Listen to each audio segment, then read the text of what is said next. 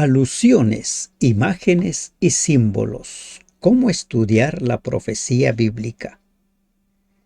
El pecador llevaba su animal para el sacrificio, un cordero o cualquier otro animal estipulado. Se presentaba ante el sacerdote en el santuario. El sacerdote revisaba que el animal fuera perfecto, sin defecto.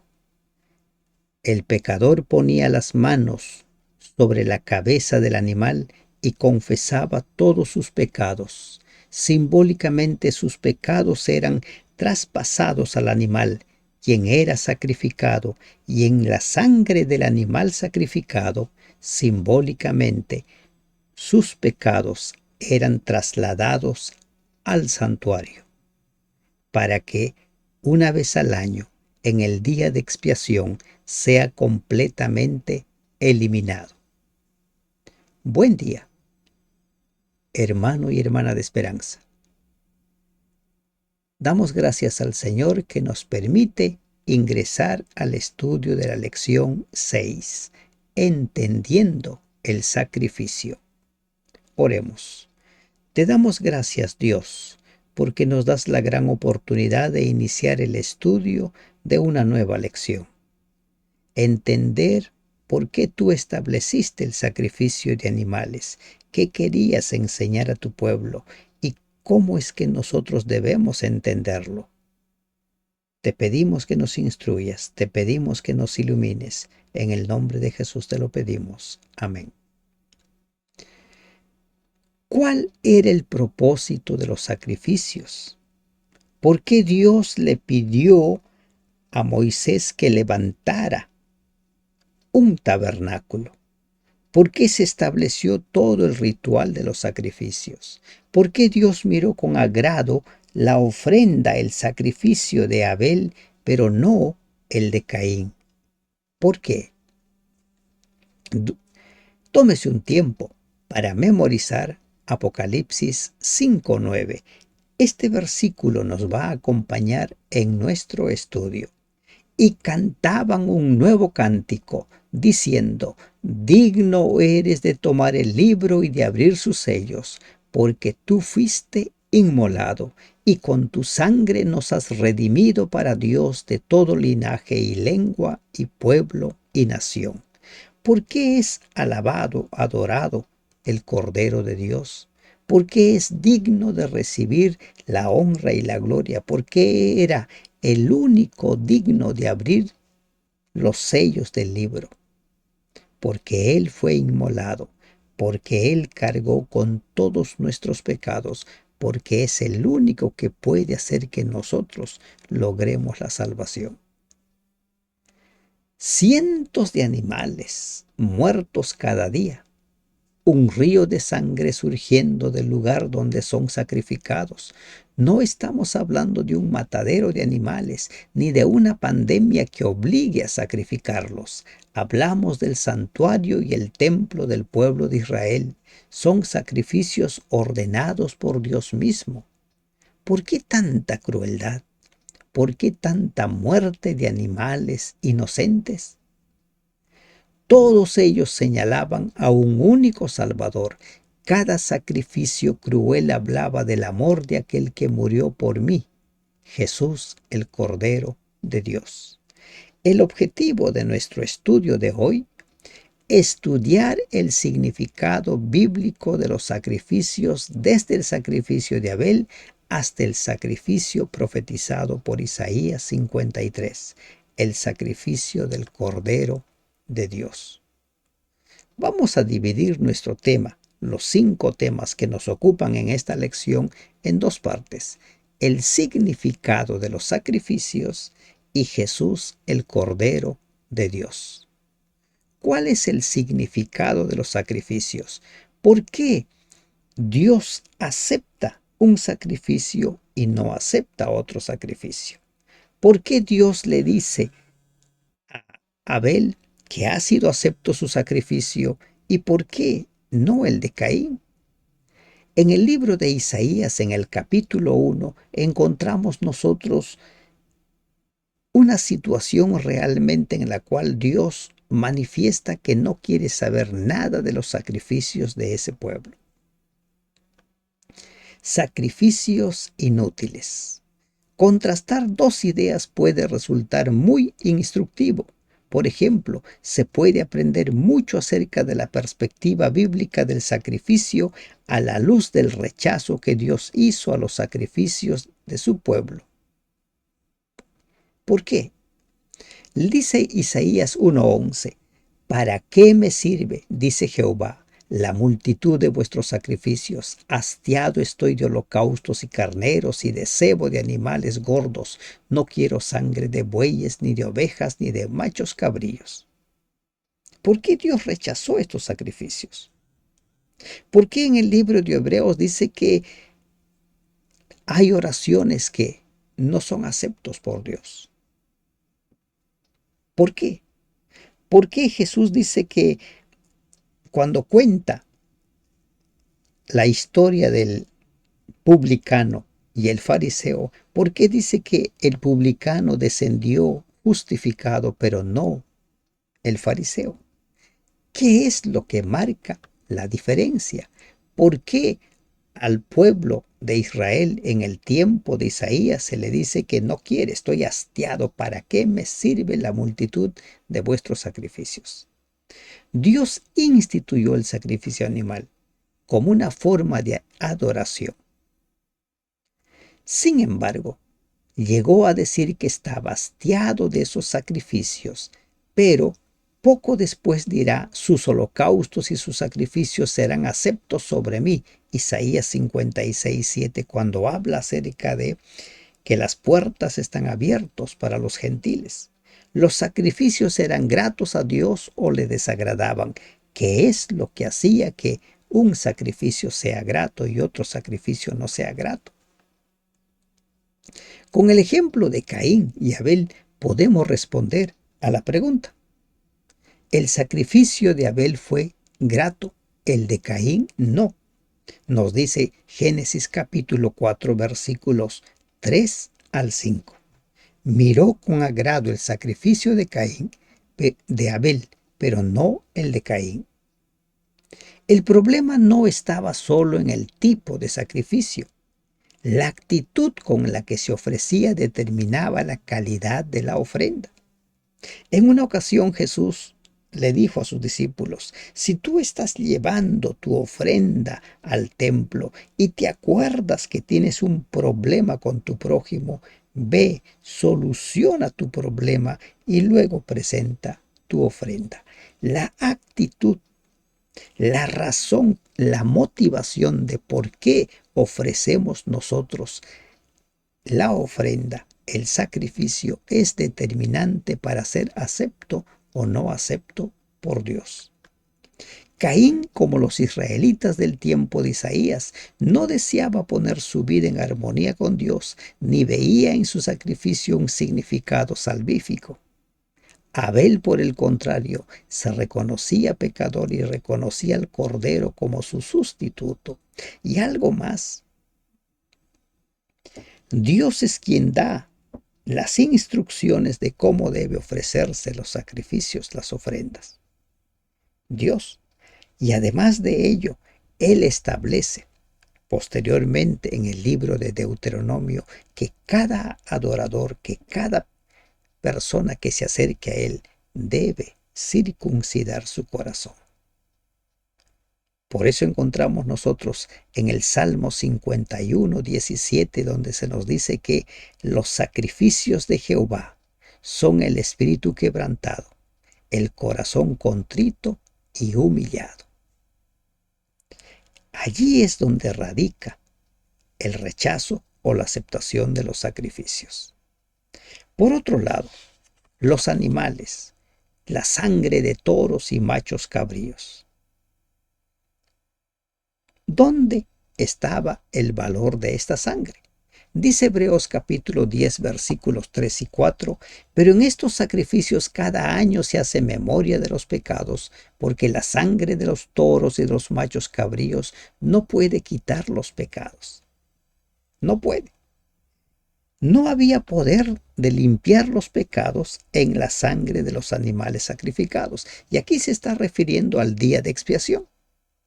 El castigo del pecado es la muerte, pero ¿es la muerte de un animal el castigo de mi pecado? En verdad que no. El castigo de mi pecado es mi muerte, porque la paga del pecado es la muerte.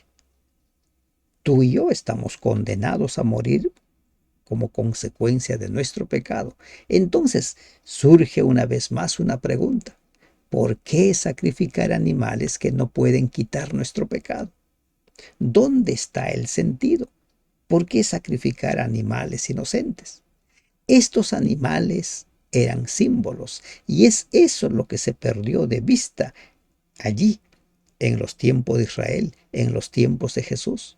Se perdió de vista que los animales solo eran símbolos, eran tipos de un antitipo. ¿Qué es el antitipo? El Cordero de Dios. El sacrificio de los animales, que eran tipos de la muerte redentora de Jesús, el antitipo. Símbolo y realidad. El tipo era símbolo, el antitipo era la realidad. Hasta que Jesús muriera cruel e injustamente por los pecados del mundo, cada animal sacrificado simbolizaba esa muerte sustitutoria. Jesús murió en mi lugar. Jesús murió en tu lugar como castigo de mi pecado, de tu pecado. Él tomó nuestro lugar. Hasta la cruz estos sacrificios fueron necesarios como una especie de mini profecías. Cada vez que una persona llevaba su animal al santuario para ofrecerlo como sacrificio, debía ver en ese animal al Cordero de Dios, porque ese animal solo era un símbolo y el valor, el poder de perdonar, de limpiar los pecados, no estaba en el animal mismo, sino en el simbolismo, en lo que anticipaba. Hasta la cruz estos sacrificios fueron necesarios como mini profecías. Los pecados eran perdonados por fe en el Cordero de Dios que iba a morir. Para nosotros ya es historia la muerte de Cristo, es una realidad, algo que ha sucedido. Al rasgarse el velo tras la muerte de Jesús, como lo menciona Mateo, esos sacrificios dejaron de tener sentido. Ahora nuestros pecados son perdonados por la fe en el Cordero de Dios que murió por cada uno de nosotros. Por cada uno de nosotros. Él murió en lugar nuestro. Él es nuestro sustituto. Por eso es que Él es nuestro Salvador. La sangre de los animales sacrificados tenían su poder, su valor, en la medida que simbolizaban la sangre del Cordero de Dios. El Cordero de la Pascua. El libro de Apocalipsis se refiere a Jesús como el Cordero casi 30 veces. El pueblo de Dios ha utilizado corderos como símbolos del Mesías venidero desde el mismo inicio del plan de la salvación. Primera de Corintios 5:7 dice: limpiaos pues de la vieja levadura, para que seáis nueva masa, sin levadura como sois, porque nuestra Pascua, que es Cristo, ya fue sacrificado por nosotros. Recordemos un poco la historia de la Pascua, cómo surge la Pascua. En esa primera Pascua, el primer mes, el día 10, Dios dio instrucciones a Moisés para que instruyera al pueblo en qué consistiría la Pascua y por qué se debía sacrificar un animal. Allí Dios estableció. Las puertas eran pintadas con la sangre sacrificada del cordero y el ángel exterminador pasaba de largo. Los primogénitos que estuviesen en esa casa se salvaban, no morían. Mientras que todos los primogénitos que estaban en las casas donde no estaba asperjada la sangre de ese animal que había sido sacrificado, todos murieron. La sangre de ese animal que había sido sacrificado esa noche simbolizaba la sangre de Jesús. Primera de Pedro 1, 18, 19. El ritual de la Pascua celebrado cada año era pues un símbolo de la muerte de Cristo. Primera de Corintios 5, 7 en su segunda parte. Un símbolo. ¿Qué es la Pascua? ¿A dónde apuntaba? Del 10 al 14 de Abib, el cordero era guardado, era separado. Éxodo 12, 3. Esos días Jesús predicó exclusivamente en el templo. Juan 18 al 20. El cordero era sacrificado el día 14 entre las 2 tardes. ¿Y cuáles fueron esas 2 tardes en el cual fue sacrificado Jesús? El jueves en la tarde al viernes en la tarde. Jesús murió ese día entre las 2 tardes. Lucas 23, 44 al 46. Jesús fue el único ser humano cuya vida resultó aceptable a los ojos de un Dios santo. Murió sin pecado para que la muerte pase de largo cuando, ya limpiados nosotros por su vida, con su sangre, no seamos tocados. Él es nuestra Pascua. Así como la sangre de esos animales salvó la vida de los primogénitos en aquella ocasión, la sangre de Cristo salva, nos limpia, nos perdona, nos purifica, nos declara justos. Y somos nosotros ahora candidatos aptos para el reino de los cielos. Jesús en el templo. La gloria del primer templo, cuando Salomón lo mandó a levantar, realmente era maravillosa, era sorprendente, era tal que la gente quedaba admirada, que muchos iban al templo para contemplar la gloria del templo. Pero cuando se levantó el segundo templo, esa primera gloria prácticamente opacó a ese segundo templo. Y dice la palabra de Dios, por ejemplo, Esdras, que los más ancianos, los que habían conocido el templo, lloraron. En Ageo 2:7 se anuncia lo siguiente: y haré temblar a todas las naciones, y vendrá el deseado de todas las naciones, y llenaré de gloria esta casa, ha dicho Jehová de los ejércitos. Cuando Cristo, el deseado de todas las gentes, de todas las naciones, se encarnó, habitó entre nosotros e ingresó a ese templo, la gloria de ese templo fue mayor, porque en el templo de Salomón la gloria de Dios se manifestaba allí en el lugar santísimo como una luz. Esa era. Pero allí, en ese segundo templo, entró Dios mismo encarnado. Y por eso es que Ageo anuncia esa profecía. Durante la dedicación del primer templo, cuando el arca fue introducida en él, la gloria de Dios llenó el templo. Primera de Reyes 8, 5 al 10. Pero cuando retornaron del exilio, a Zorobabel y a Esdras se les dio la tarea de levantar el templo, porque había sido completamente destruido por los babilonios. Pero la gloria de este templo hizo llorar a los que lo habían conocido el primero. Dios prometió que su gloria llenaría ese templo y lo haría a través de una persona, el deseado. ¿Quién es el deseado? Cristo, el Cordero de Dios, aquel que se humanó, aquel que tomó nuestro lugar. Jesús fue llamado Dios con nosotros, Mateo 1, 21 al 23. Al caminar, enseñar y curar en el templo, la gloria de la presencia misma de Dios llenó el templo. Cada acto actualizado en él dependía de esa gloria. El Creador mismo estuvo dispuesto a vivir entre nosotros y sobre todo a morir por nosotros. Y ese fue el propósito de su venida, Por eso en Lucas 19:10 dice, porque el Hijo del Hombre ha venido a buscar y a salvar lo que se ha perdido. Y cerramos nuestro estudio con la adoración, con la declaración de los seres allí en el santuario celestial, ya no en el terrenal, sino en el celestial.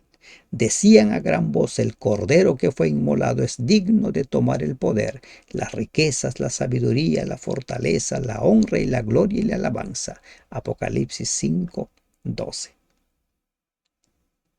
Los profetas estuvieron en pocas ocasiones suficientemente cerca de Dios en visión como para que se les permitiese ver el trono de Dios. Muy pocos vieron en visión el trono de Dios.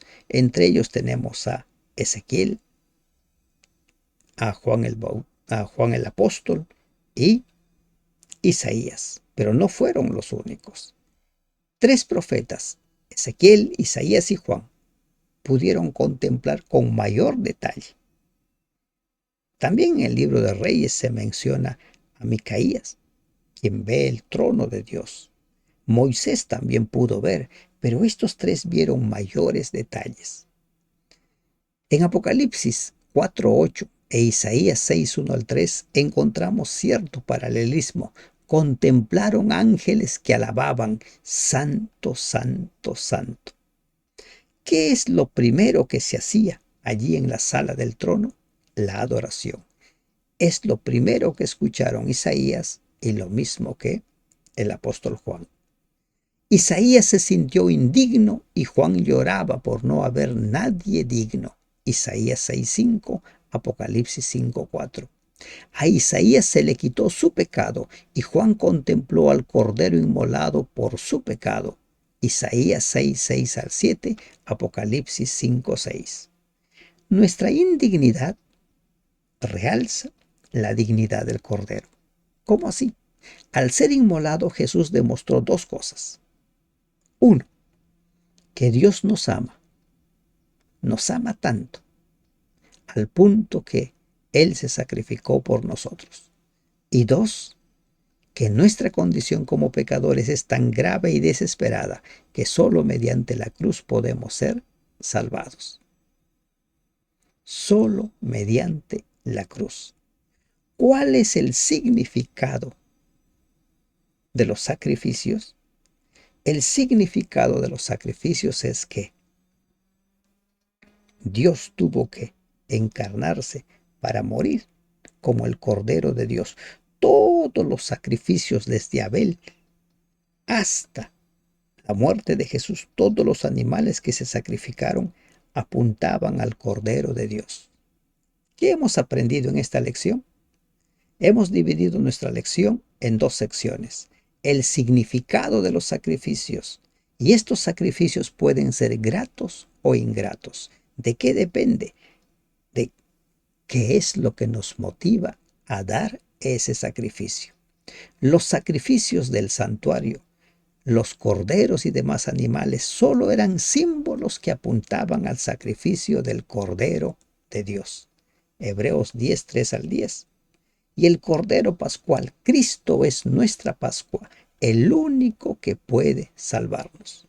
Además, Jesús, el Cordero de Dios, el Cordero que ingresó allí en el templo, y la gloria de ese templo fue mayor porque Dios mismo ingresó allí. Y por último, el Cordero en el cielo. El Cordero, el Creador de cielos y tierra, es digno de ser alabado porque con su sangre nos ha redimido. ¿Qué significa el sacrificio? El sacrificio de cada animal apuntaba al sacrificio del Cordero de Dios. Y cuando Cristo murió allí en la cruz, todos los sacrificios dejaron de ser, porque el tipo halló su cumplimiento en el antitipo, el símbolo halló su cumplimiento en la realidad, el Cordero de Dios, que quita el pecado del mundo. Que Dios te bendiga. Amén.